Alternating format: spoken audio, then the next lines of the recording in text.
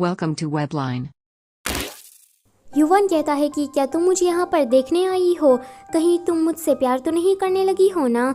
तो जियानियो कहती है कि बकवास करना बंद करो, मैं तो तुम्हें ठीक से जानती भी नहीं हूँ, तो भला मैं तुम्हारे प्यार में कैसे पड़ सकती हूँ। युवन कहता है कि जो भी सच हो वो बता दो, ये नेथरवर्ल्ड है तो मेरे अलावा यहाँ पर कोई नहीं सुनने वाला। जियानियो कहती है कि तुम कुछ ज्यादा ही सोच रहे हो। युवन कहता है कि फिर तुम ब्लश क्यों कर रही हो। जियानियो कहती है कि यहाँ पर बहुत ही ज्यादा गर्मी है इसलिए। युवन कहता है कि ठीक है, अगर तुम्हें सच नहीं बताना है तो कोई बात नहीं, पर फिर भी मैं तुम्हारी मदद करूंगा। जियानियो कहती है कि फिर तुम जल्दी करो, क्योंकि सुबह होने से पहले मुझे इस नेथरवर्ल्ड से निकलना पड़ेगा, वरना मैं हमेशा हमेशा के लिए यहीं पर ही फंसी रह जाऊंगी। युवन कहता है कि ये तुमसे किसने कह दिया।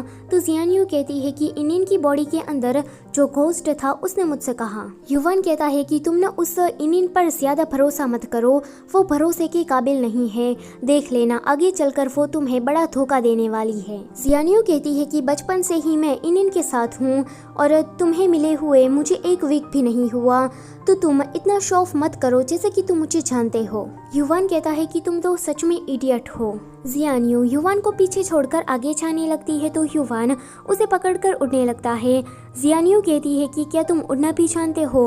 वो कहता है कि ऑफ कोर्स। जियानियो युवन की ओर देख रही थी, वो सोचती है कि ये आवाज़, ये चेहरा, उसका बात करने का तरीका, ये मुझे कुछ जाना पहचाना लग रहा है। युवन जियानियो को लेकर एक छोटे से आइलैंड में आ जाता है, जहाँ पर जियानियो देखती है कि इनिन उस बोटमैन के साथ खड़ी है। वो पूछती है कि ये लोग यहाँ कर क्या रहे हैं। तो युवन कहता है कि वो लोग यहाँ पर अपनी बॉडी एक्सचेंज कर रहे हैं। जैसे ही ये बॉडी एक्सचेंज की सेरेमनी खत्म हो जाएगी तो इनिन की बॉडी में वो भूत आ जाएगा और वो इसके जरिए ह्यूमन वर्ल्ड में जा सकता है और तुम्हारी फ्रेंड हमेशा हमेशा के लिए नेथर वर्ल्ड में रह जाएगी। जियानियो कहती है कि फिर तो हमें उसे रोकना चाहिए ना।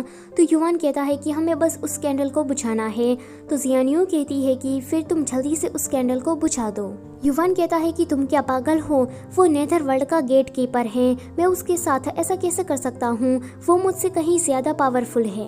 जियानियो उसे मारती है कि तुम तो कुछ भी काम के नहीं हो, पर जैसे ही वो उसे टच कर पाती उससे पहले ही युवन की बॉडी की ऊर्जा उसे दूर धकेल देती है। वो अब इनिन के ऊपर आकर ही गिरती है।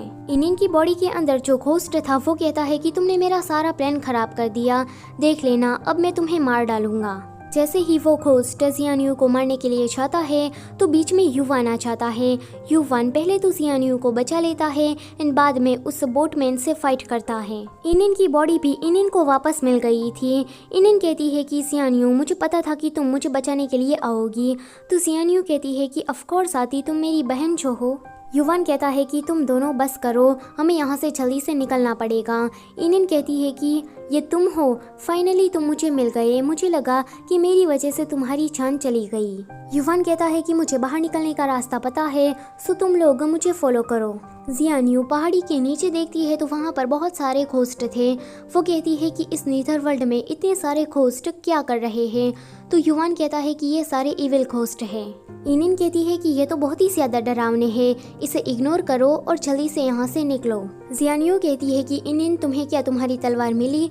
तो वो कहती है कि अरे हाँ, उसके बारे में तो मैं भूल ही गई, उस बोटमैन ने मेरी बॉडी चुराने के टाइम पर मेरी तलवार भी चुरा ली, मैं उस तलवार के बिना माउंट माओ नहीं जा सकती, अब मैं क्या करूं। जियानियो कहती है कि फिर चलो उसे ढूंढने के लिए। युवन कहता है कि क्या ढूंढने के लिए, अगर तुम उसे ढूंढने के लिए गई तो तुम अपनी जिंदगी से हाथ धो बैठोगी।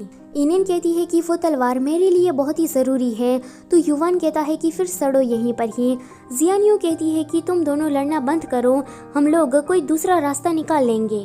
तभी ही वो बोटमैन जियानियो को पकड़कर ले जाने वाला था, पर युवन सही मौके पर आकर जियानियो को बचा लेता है। युवन एंड वो बोटमैन इतनी ज्यादा पावर लगाकर लड़ रहे थे कि नीचे की जमीन टूट जाती है। वो बोटमैन घोस्ट तो वहां से उड़कर चला जाता है, पर ये तीनों नीचे खाई में गिरने लगते हैं। युवन ने इन दोनों लड़कियों को पकड़ कर रखा था। इविल घोस्ट जियानियो एंड इनिन को पकड़ने के लिए ऊपर आ रहे थे। ये देखकर युवन उन दोनों को ही ऊपर धकेल देता है एंड खुद खाई के नीचे गिर जाता है। जियानियो कहती है कि युवन तुम्हारे साथ ऐसा नहीं हो सकता, एक्चुअली मैं तुम्हें पसंद करती हूँ। ये सीन यहीं पर ही कट होता है। अगले सीन में हम देखते हैं कि सुबह सुबह जियान्यू उठती है।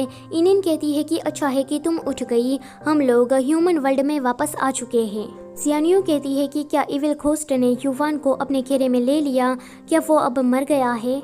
इनिन कहती है कि मुझे पता तो नहीं है कि युवान के साथ क्या हुआ होगा, पर वो नीथर वर्ल्ड में मरा है। मेरे मास्टर हमेशा ही ये कहते हैं कि सब कुछ जानबूझकर ही होता है। शायद युवान के नसीब में वो लिखा होगा, इसलिए वो नीथर वर्ल्ड में ही रह गया। जियान्यू थोड़ी सैड नजर आ रही थी तो इनिन कहती है कि मैं अपने मास्टर से इसके बारे में पूछती हूँ। ये वाला एपिसोड होता है यहीं पर ही खत्म। Don't forget to like, share and subscribe. Thank you for watching.